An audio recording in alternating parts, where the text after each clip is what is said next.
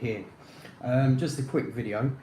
I want to share with you how I teach my children biblical principles. We have a Bible study most evenings, Sunday night, Monday night, Tuesday night, Wednesday night, Thursday night. Friday night, Saturday night they have a late night, so they can do whatever they want, play their games and enjoy time with their friends. I normally spend about maybe 20 minutes to 30 minutes each night time before they go to bed, and we read through the Bible methodically. So we start with Matthew, work our way to Revelation, rinse and repeat. And so it's an open discussion. So I will read a couple of verses. I won't necessarily read a whole chapter in half an hour, but we'll read a few verses. And this is where it takes being sensitive to your audience, as it were. Sometimes we can waffle on a bit and spend too much time explaining something from the Bible, and the kids are getting tired and they can't take it all in. We need to realise that, especially children nowadays, watching TikTok and watching YouTube videos, their mind is being primed for short attention spans. It's not good. It's not good at all. So if you can keep kids off TikTok as much as possible, then I would advise that, because it does tend to cause short-term memory. Anyway, that's another story for another time.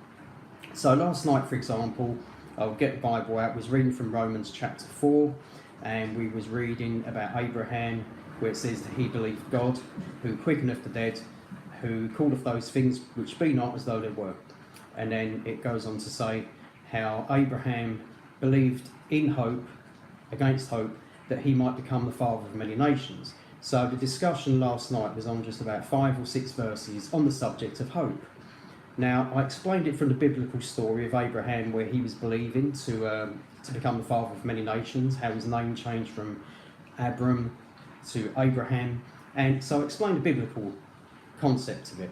But then, to break it down and make it even easier to understand, I then spoke to my 14-year-old son Logan, who is into Minecraft, and he's very into Minecraft, and I said to him, when a person loses hope, they see no future and they just withdraw from life. Or if they lose hope for a certain thing to happen, they withdraw from believing that will happen. And my son Logan used an illustration from Minecraft. He said, well, we're playing Minecraft at the moment with a friend, and me and my friend went through this difficult situation in the game where we basically lost everything. Okay, lost all the whatever his money that he gained, maybe items, just in general, that was what was going on. So him and his friend hit a low in the game. Now Logan, he had hope that he would rebuild his fortune in the Minecraft game, so he went about working towards it, and it was going to take a long time. It's going to take lots of work and lots of preparation and planning and grinding, as we say nowadays. But he didn't lose hope. He had what the Bible would say is an earnest expectation of getting back what he had lost. Now his friends, it was quite funny, the contrast. He said his friends in the game lived in a cave, and he stayed in there for about a month. He didn't go out of his cave to try to make anything happen, to earn the money back that he'd lost, or the belongings that he lost, and he just stayed in there depressed in a cave. Now that sounded quite amusing, but from that I explained to him what your friend was doing there in that cave in Minecraft. He had hope deferred. And in Proverbs it says, hope deferred makes the heart sick. When you lose hope, it makes you feel ill. It can affect your immune system and your body and your mental health and everything else, without going into too much detail.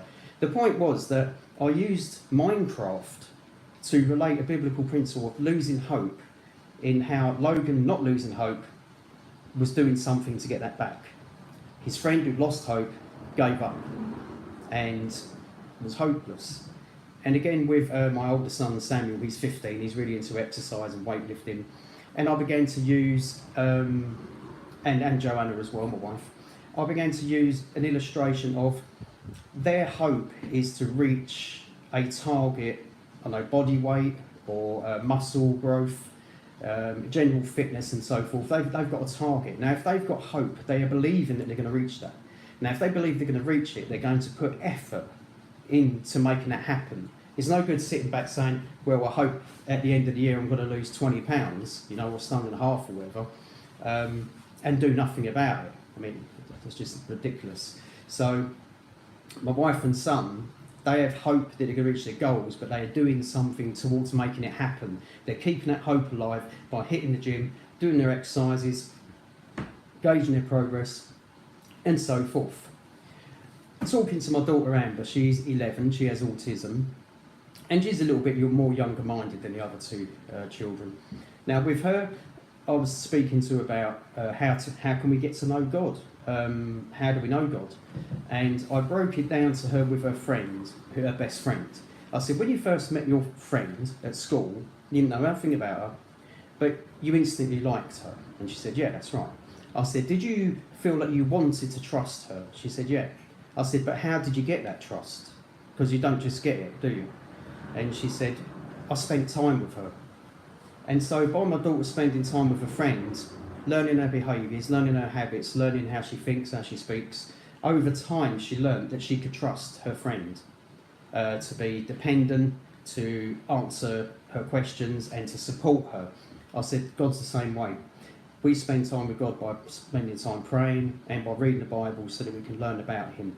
I said, in the same way that you got to know Maisie, your friend, and learnt to get trust and faith in her, so that is how like you've done with your friends. It's the same process. You don't see God physically, but you learn about Him through spending time. I said also you could use an illustration of your friend going away. She says, I'm going to be going away. I don't know when I'm going to see you next, but what I'm going to do is I'm going to leave these letters to you, and it's going to be letters about me, what I think, how I act, and what I, and I want you to know not to forget me. So Amber's friend writes these letters.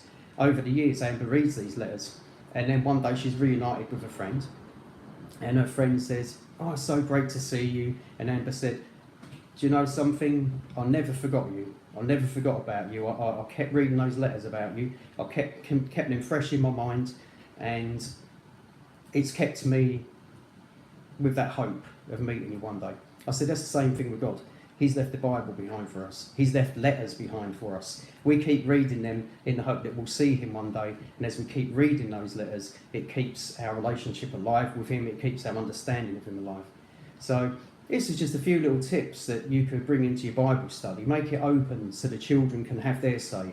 When they put their hands up, say, yeah, go ahead. Because I tell you something, I've learnt some profound things from my children. God has really worked for my children to teach me things. Okay, and God will teach you things for your children as well if you sort of do something along these lines. Anyway, God bless you. Thanks for joining me in the video, and I will see you in the next. See you later.